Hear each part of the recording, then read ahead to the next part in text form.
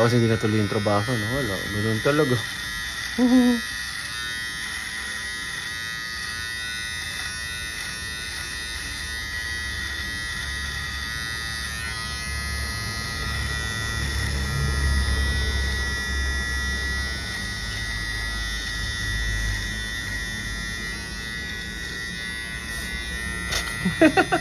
Singhot ko. Huwag kayo mag-inhale pala pag gano'n. 46 years old, so December 12. 185 pounds. 10 to 12% body fat. Depende sa nagsusukat. 5'9". Yan.